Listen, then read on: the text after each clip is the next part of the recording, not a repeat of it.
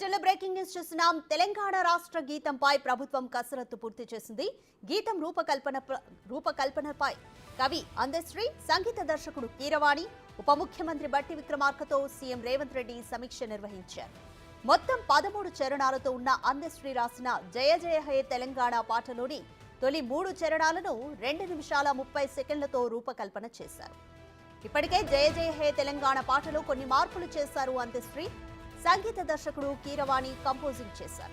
రాష్ట్ర గీతాన్ని జూన్ 2 తెలంగాణ ఆవిర్భావ దినోత్సవం సందర్భంగా ప్రజల ముందుకు తీసుకురానున్నారు.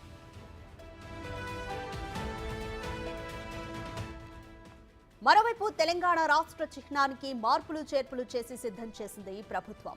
భూస్వామ్య ఫ్యూడల్ చిహ్నాలు చెరిపేస్తూ తెలంగాణ పోరాటం త్యాగాలను ప్రతిబింబించేలా రూపొందించారు. తెలంగాణ ఆత్మ గౌరవం ఉట్టిపడేలా రాష్ట్ర చిహ్నం ఉండనుంది. రాష్ట్ర చిహ్నాన్ని కూడా అవతరణ దినోత్సవమే రోజు విడుదల చేయనున్నారు.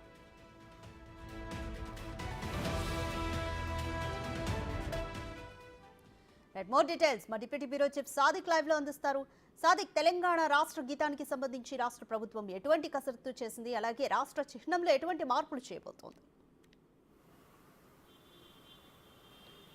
రాధిక, తెలంగాణ ఆత్మగౌరవం ప్రతిబింబించేలాగా, తెలంగాణ పోరాటాలను భవిష్యత్ తరాలకు అందించేలాగా తెలంగాణ రాష్ట్ర గీతాన్ని, తెలంగాణ చిహ్నాన్ని రెండింటిపైన కూడా ముఖ్యమంత్రి రేవంత్ రెడ్డి అటు ఎక్స్పర్ట్స్తోనూ అదేవిధంగా పోరాటం చేసినటువంటి ఉద్యమకారులతో కూడా సమీక్షలు, చర్చలు, మేధోమదనం చర్చలు కొనసాగిస్తున్నారు. పూర్తి స్థాయిలో కూడా అందశ్రీ రచించినటువంటి జయ జయ జయ తెలంగాణ జననీ జయ కేతనం ఈ పాటకు సంబంధించినటువంటి మొత్తం 13 చరణాలు ఉంటాయి. అయితే అందులో 3 చరణాలు మాత్రం తీసుకోవాలి. ఒక పల్లవి 3 చరణాలతో కూడినటువంటి రాష్ట్ర గీతంగా రాబోతుంది జూన్ 2వ తారీఖు రోజు. ఇది మొత్తం కూడా 2 నిమిషాల 30 సెకండ్ల పాటు ఉండే విధంగా ప్లాన్ చేశారు. దానికి సంబంధించినటువంటి పూర్తి కసరత్తు, తుది మెరుగులు కూడా దిద్దినట్టుగా మనకు సచివాలయ వర్గాలు అదేవిధంగా ముఖ్యమంత్రి కార్యాలయ వర్గాలు చెప్తా ఉన్నాయి. సో 13 చరణాలు మాత్రం పూర్తి స్థాయిలో కూడా తెలంగాణ రాష్ట్ర గీతంగా ఉన్నప్పటికీ అధికారికంగా మాత్రం రాష్ట్ర గీతంగా మాత్రం ఒక పల్లవి 3 చరణాలు మొత్తం 2 నిమిషాల 30 సెకండ్లు మాత్రం ఉండే విధంగా మాత్రం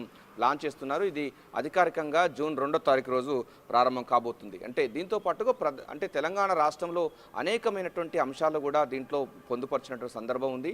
తెలంగాణ ఉద్యమ స్ఫూర్తిని ప్రతిబింబించేలాగా, పోరాట పటిమను, అదేవిధంగా గత సంబంధించిన అస్తిత్వ పోరాటాలకు నిలవైనటువంటి తెలంగాణ అస్తిత్వాన్ని మరోసారి కూడా నిరూపించేందుకు, అదేవిధంగా భవిష్యత్ తరాలకు అందించేలాగా రకంగా అందశ్రీ రచించినటువంటి పాటకు సంగీత దర్శకులు కీరవాణి కూడా స్వరకల్పన చేస్తూ ఉన్నారు. సో దీంతో పాటుగా 5 అమ్మాయిలు అదేవిధంగా 3 అబ్బాయిలతో కూడినటువంటి బృందగానంతో ఈ పాట ఉంటుందంటూ కూడా మనకు ముఖ్యమంత్రి కార్యాలయ వర్గాలు చెప్తున్నాయి. అంతేకాకుండా గతంలో పాడినటువంటి రామకృష్ణ పాడినటువంటి బాణిలోనే ఈ పాట ఉండే అవకాశం ఉన్నట్టుగా తెలుస్తుంది. సో కవి కూడా అందశ్రీ కనుక డెఫినెట్గా ఆయన యొక్క అభిష్టానం మేరకే మొత్తం 13 చరణాలలో కేవలం 3 చరణాలు మాత్రమే తీసుకొని రాష్ట్ర గీతంగా ప్రజల ముందుకు యావత్ తెలంగాణ సమాజం ముందుకు రాబోతుంది. ఇది చాలా కీలకమైన నిర్ణయంగా ఉండబోతుంది. ఎందుకంటే 10 ఏళ్లలో రాష్ట్ర గీతంగా లేకుండా ఉన్నటువంటి పరిస్థితి నుంచి ఇప్పుడు రాష్ట్ర గీతం యావత్ తెలంగాణ తలెత్తుకొని స్వరకల్పన చేసినటువంటి అద్భుతమైన పాట మనకు జూన్ 2 రాష్ట్ర అవతరణ దినోత్సవ సందర్భంగా ఆవిష్కృతం కానుంది. అనేక పోరాటాలు, రథతర్పణాలు, అదేవిధంగా త్యాగాలతో కూడినటువంటి తెలంగాణకు రాష్ట్ర గీతం లేకపోవడం చాలా శోచనీయమని కూడా మేధావులు, కవులు, కళాకారులు, అదేవిధంగా అస్తిత్వ పోరాట మేధావులందరూ కూడా ఆవేదన పడిన సందర్భం ఇక జూన్ 2వ తారీఖు నుంచి వెళ్ళి కూడా అది జరిగిపోనుంది. వారందరికీ కూడా సంతోషం కలగనుంది. అయితే కొంత వివాదాలు ఉన్నప్పటికీ అందశ్రీ మాత్రం తనకున్నటువంటి పూర్తి స్థాయిలో ఉన్నటువంటి అధికారాలు ఉన్నాయి. ఆయనకు అందశ్రీ యొక్క పాటకు ఎవరు స్వరకల్పన చేస్తారని దానిపైన కూడా ఆయన డిసిషన్ తీసుకున్నారని కూడా ముఖ్యమంత్రి చెప్తున్నారు. కనుక డెఫినెట్గా తెలంగాణ సంబంధించినటువంటి ప్రజల బాణితోనే ఈ పాట ఉంటుందనేది ఒకటి. రెండవది, రాష్ట్ర చిహ్నం కూడా రాబోతుంది జూన్ 2వ తారీఖు రోజు. గత సంబంధించినటువంటి ఫ్యూడల్ భావజాలానికి వ్యతిరేకమైనటువంటి పోరాటాలు జరిగినట్టు చరిత్ర తెలంగాణకు ఉంది. చార్మినార్ కానీ అదేవిధంగా కాకతీయ తోరణం ఈ 2 తీసివేసి తెలంగాణ ఉద్యమ స్ఫూర్తి అయినటువంటి గన్ పార్కు సంబంధించినటువంటి అమరవీల స్తూపం, బతుకమ్మ, అదేవిధంగా పాలపిట్టతో పాటుగా ఇతర కొన్ని చిహ్నాలు ఉండే అవకాశం ఉంది. తెలుగు ఉంటుంది, ఉర్దూ ఉంటుంది, హిందీ భాషలో కూడా ఎంలో ఉండే విధంగా రూపకల్పన చేశారు. దీనికి సంబంధించినటువంటి రూపకర్త రుద్రం రాజేశం గారు. సో ఏదైనప్పటికీ తెలంగాణ యొక్క అస్తిత్వ పోరాటాలకు ప్రతిబింబించే విధంగా ఈసారి దశాబ్ది ఉత్సవాలు ఘనంగా నిర్వహించేందుకు రాష్ట్ర సర్కారు చాలా ఉత్సాహంగా ముందుకు పోతుంది. అధికార యంత్రాంగం పూర్తి స్థాయిలో కూడా రాష్ట్ర అవతరణ దినోత్సవాలకు రంగం సిద్ధం చేస్తుంది. రాధిక రైట్ సాదిక్, ఇక ఈ రాష్ట్ర గీతాన్ని రేపు జూన్ 2న జరగబోయే వేడుకల్లో ఏ విధంగా రిలీజ్ చేయాలని కూడా ప్లాన్ చేస్తున్నారు స్పెసిఫిక్గా, అండ్ అలాగే ఇంకా వేరే ఏర్పాట్లు కూడా ఏ విధంగా చేస్తున్నారు?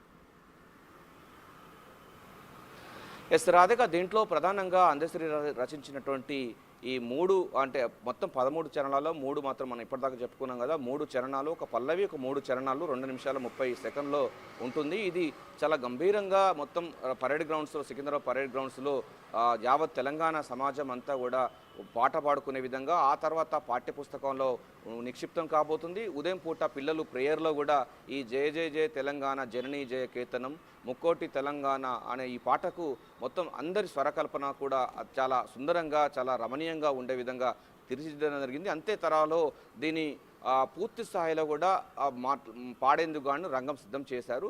సో పరేడ్ గ్రౌండ్స్లో జరగబోయే కార్యక్రమంలో మొత్తం అందరూ కూడా లేచి నిలబడి ఈ పాట పాడే విధంగా అయితే ప్రభుత్వం అయితే కల్పిస్తున్నారు. ప్రధానంగా జాతీయ గీతం తర్వాత ఈ పాటను పాడాలని కూడా నిర్ణయించినట్టుగా మనకు ముఖ్యమంత్రి కార్యాలయ వర్గాలు చెప్తున్నాయి. సో తెలంగాణ రాష్ట్ర గీతం అన్నది ఆ మనుగడలోకి రాబోతున్న తరుణంలో దానికి సంబంధించినటువంటి పూర్తి ఏర్పాటు చేస్తున్నారు.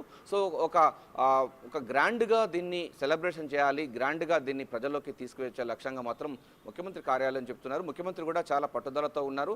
ఈ యొక్క రాష్ట్ర గీతాన్ని చాలా హుందాగా, అదేవిధంగా ఉద్యమ స్ఫూర్తిని ప్రతిబింబించేలాగా ఉండేలాగా దీన్ని రాష్ట్ర గీతాన్ని ఆలపించాలి. తద్వారా ప్రజలందరికీ కూడా ఇది తలలో నాలుకలాగా రావాలి అన్నటువంటి విధానంగా తీసుకోబోతున్నాక గ్రాండ్గా దీన్ని రిలీజ్ చేయబోతున్నారు. జూన్ 2వ తారీఖు రోజు సికింద్రాబాద్ పరేడ్ గ్రౌండ్స్లో జరగబోయేటువంటి రాష్ట్ర అవతరణ దినోత్సవాల సందర్భంగా ఈ పాటను, అదేవిధంగా రాష్ట్ర ఎంబ్లం సింబల్ సంబంధించినటువంటి కూడా రాబోతుంది. దాంట్లో మనం ఇప్పటిదాకా చెప్పుకున్నట్టుగా ఇప్పటివరకు తెలుగు అదేవిధంగా ఉర్దూ మాత్రమే ఉంది. ఇప్పుడు హిందీ కూడా భాషను కూడా దాన్ని క్రోడీకరించబోతున్నారు. గత కాలం సంబంధించినటువంటి రాచరిక పునాదులు, రాచరిక చిహ్నాలు చెరిపివేస్తూ ఉద్యమ స్ఫూర్తిని, అదేవిధంగా పోరాట స్ఫూర్తిని ప్రతిబింబించేలాగా ఎంలం ఉండబోతుంది. ఈ 2 కూడా తెలంగాణ రాష్ట్రానికి అత్యంత ప్రతిష్టాత్మకమైనది.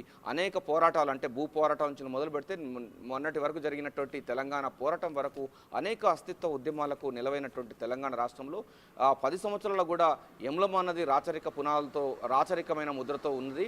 అదేవిధంగా జయ జయ తెలంగాణ అన్నది పాట ఉద్యమ కాలంలో అందరి మాటల్లో, అందరి పాటల్లో ఉన్నటువంటి మమేకమైన పాట అది కాలగర్భంలో పోయిన సందర్భం ఉంది. దాన్ని అన్ని వెలికి తీసి మళ్ళీ అస్తిత్వ పోరాటాలకు సంబంధించి భవిష్యత్ తరాలకు ఇచ్చే లక్ష్యంగా ముఖ్యమంత్రి రేవంత్ రెడ్డి ఒక పెద్ద కార్యక్రమాన్ని చేపట్టబోతున్నారు.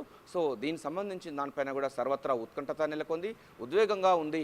యావత్ తెలంగాణ సమాజం అంతా పోరాటంలో పాల్గొన్నటువంటి సందర్భం అందరూ ఉన్న నేపథ్యంలో వారందరూ కూడా తమ రాష్ట్ర గీతం ఏ విధంగా ఉండబోతుంది, తమ రాష్ట్ర చిహ్నం ఏ విధంగా ఉండబోతుంది దానిపైన కూడా చాలా కళ్ళల్లో 1000 ఒత్తులు పెట్టుకొని చూస్తున్న పరిస్థితి కనబడుతుంది. అది జూన్ 2వ తారీఖు రోజు సికింద్రాబాద్ పరేడ్ గ్రౌండ్స్లో జరగబోయేటువంటి రాష్ట్ర అవతరణ దినోత్సవాల్లో ప్రజలందరికీ, తెలంగాణ సమాజం అందరికీ, తెలుగు సమాజం అందరికీ కనుల విందగా, అదేవిధంగా వినసొంపమైనటువంటి పాటతో ప్రజల ముందుకు రాబోతుంది. Radhika, thanks for the update Sadiq.